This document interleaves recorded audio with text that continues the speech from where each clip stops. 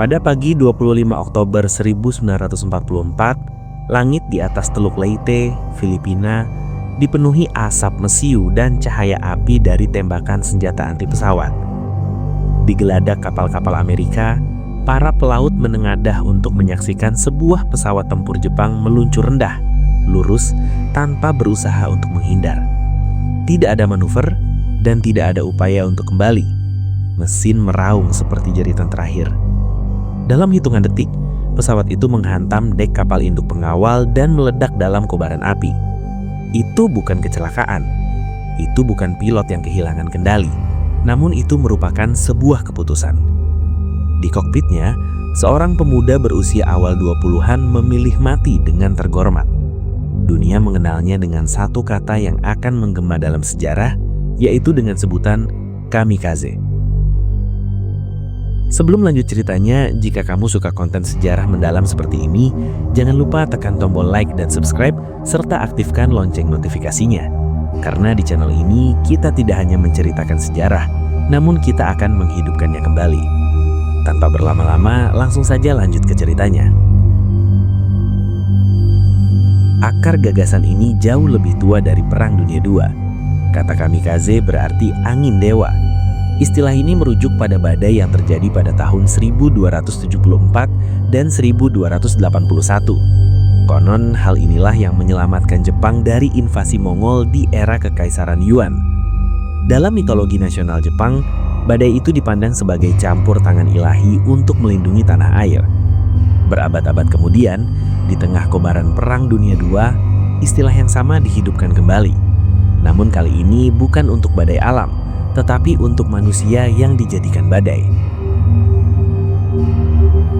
Memasuki awal tahun 1944, posisi Jepang semakin terdesak. Setelah kekalahan di Midway pada Juni 1942 dan mundurnya pasukan dari Guadalcanal pada awal 1943, armada dan angkatan udaranya melemah. Industri Amerika Serikat memproduksi kapal induk dan pesawat dalam jumlah yang tak mampu ditandingi Jepang. Kota-kota Jepang mulai dibom. Para perwira tinggi menyadari kenyataan pahit yang sedang dialami. Secara material, mereka kalah. Namun budaya militer Jepang saat itu dibentuk oleh interpretasi ekstrim dari Bushido. Itu adalah kode kehormatan samurai yang menekankan kesetiaan mutlak dan kematian saat berjuang dinilai lebih terhormat dibandingkan menyerah. Di pangkalan udara Mabalacat, Luzon, Filipina, pada Oktober 1944, Laksamana Muda Takijiro Owonishi menghadapi situasi genting. Armada Amerika telah mendarat di Leyte pada 20 Oktober 1944, memulai pertempuran besar untuk merebut kembali Filipina. Kapal-kapal induk Amerika menguasai laut dan udara. Dalam rapat yang tegang, Owonishi mengusulkan satu strategi ekstrim, membentuk unit serangan khusus yang pesawatnya akan membawa bom 250 kg dan sengaja menabrakkan diri ke kapal musuh. Bagi sebagian perwira, gagasan itu terasa mengerikan. Bagi yang lain, itu dianggap sebagai satu-satunya cara untuk memberikan pukulan berarti pada armada musuh yang jauh lebih kuat. Para pilot muda dipanggil. Mereka rata-rata berusia 18 hingga 24 tahun. Terdiri dari mahasiswa, petani, dan anak sulung dari sebuah keluarga. Banyak yang telah dilatih cepat dan singkat karena kekurangan bahan bakar dan waktu. Mereka diberi pidato tentang kehormatan, tentang kaisar, dan tentang menyelamatkan tanah air. Secara resmi, mereka disebut sukarela. Namun, dalam budaya militer yang menuntut kepatuhan mutlak, garis antara sukarela dan tekanan moral menjadi kabur. Beberapa menerima dengan keyakinan, yang lain menunduk dalam diam, menyembunyikan ketakutan di balik senyum kaku. Pada 25 Oktober 1944, gelombang pertama kamikaze diluncurkan dalam pertempuran Teluk Leyte, salah satu pertempuran laut terbesar dalam sejarah. Salah satu serangan paling terkenal ialah menghantamnya pesawat Jepang ke kapal induk pengawal USS Senlo. Pesawat yang bernama Yokosuka D4Y menembus pertahanan dan menabrak dek kapal induk pengawal USS Senlo yang memicu ledakan amunisi yang sangat besar dan menghancurkan kapal itu dalam waktu singkat. Lebih dari 100 pelaut Amerika tewas. Di pihak Jepang, pilotnya tidak pernah kembali dan namanya pun tercatat dalam daftar kehormatan. namun tubuhnya lenyap bersama api. Serangan-serangan itu menimbulkan ketakutan baru. Berbeda dengan taktik konvensional, pilot kamikaze tidak mencoba bertahan hidup. Mereka menyelam lurus ke arah kapal, menembus tembakan anti pesawat dengan determinasi yang membuat banyak pelaut sekutu bergidik merinding ketakutan. Di Laut Filipina, Okinawa, dan sekitar Iwo Jima, istilah kamikaze menjadi sinonim dengan ancaman yang tak rasional atau justru terlalu rasional dalam logika perang total. Namun di balik ledakan dan propaganda, ada sisi manusia yang lebih sunyi. Di malam sebelum misi dijalankan, para pilot menulis surat terakhir kepada orang tua mereka. Banyak yang meminta maaf karena tak bisa membalas jasa keluarga.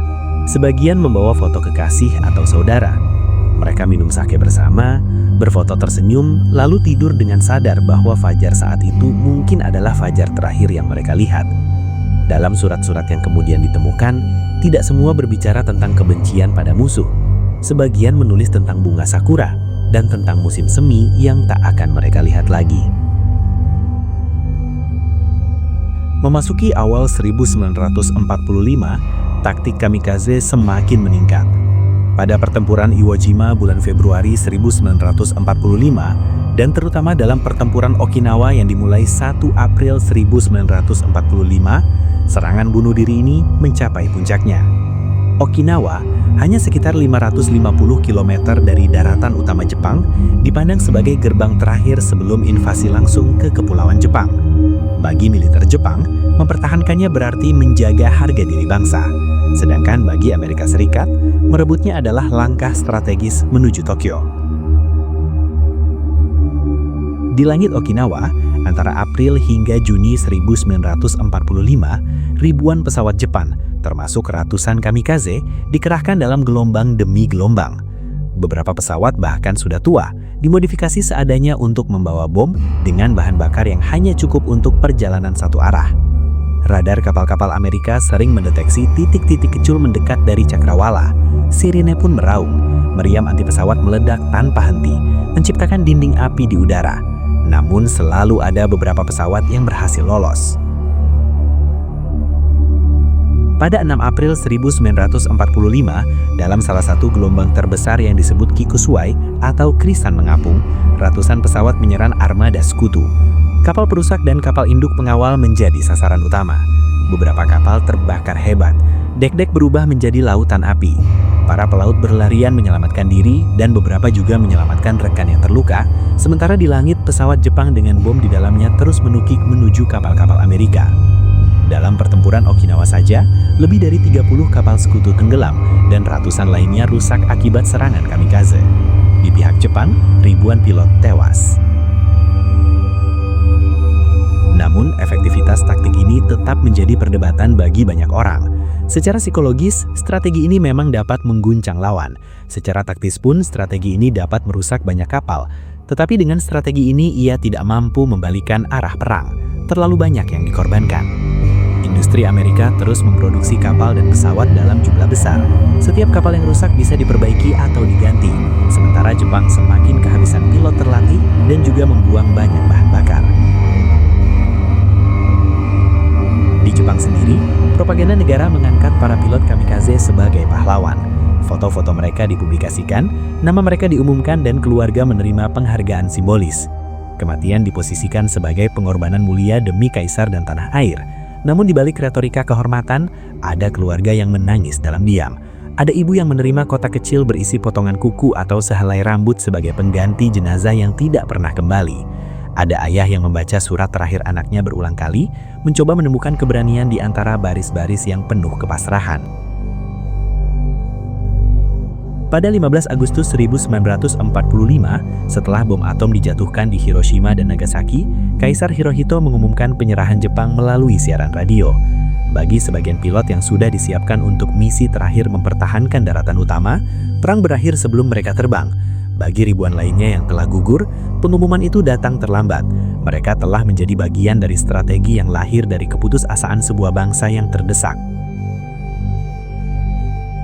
Namun setelah perang berakhir, warisan kamikaze menjadi kompleks dan kontroversial. Di satu sisi, sebagian masyarakat Jepang melihat mereka sebagai simbol pengorbanan dan kesetiaan. Di Di sisi lain, generasi berikutnya mempertanyakan sistem yang mendorong remaja menuju kematian dengan balutan kehormatan. Sejarawan meneliti kembali dokumen militer, mencoba memahami sejauh mana para pilot benar-benar sukarela. Surat-surat pribadi yang ditemukan menunjukkan beragam emosi. Ada yang bersemangat, ada yang ragu, ada juga yang takut tetapi merasa tidak punya pilihan. Di dunia internasional, kata kamikaze menjadi sinonim dengan serangan bunuh diri. Istilah ini kemudian digunakan dalam berbagai konteks, seringkali tanpa memahami latar belakang sejarahnya yang spesifik. Ia menjadi simbol ekstrim dari perang total ketika manusia dijadikan senjata terakhir. Namun di balik simbol itu, tetap ada kisah individu, seorang mahasiswa sastra yang menulis puisi tentang bunga sakura sebelum terbang, seorang anak petani yang belum pernah meninggalkan prefektur sebelum perang, seorang pemuda yang bermimpi menjadi guru, tetapi malah duduk di kokpit dengan bom di bawah sayap pesawat yang ia tunggangi. Mereka bukan sekedar alat propaganda atau angka statistik, mereka adalah manusia yang hidup di masa ketika pilihan menyempit hingga hanya tersisa satu jalan yang dianggap terhormat. Kisah kamikaze adalah kisah tentang keberanian dan tragedi, tentang keyakinan dan manipulasi, tentang cinta tanah air yang dibentuk oleh tekanan perang yang brutal. Ia memaksa kita bertanya, di mana batas antara kehormatan dan keputusasaan, antara pengorbanan dan eksploitasi? Jika cerita ini memberimu perspektif baru tentang sisi gelap dan kompleks Perang Dunia II, bagikan pemikiranmu di kolom komentar. Menurutmu, apakah kamikaze murni bentuk keberanian atau cerminan keputusasaan sebuah bangsa?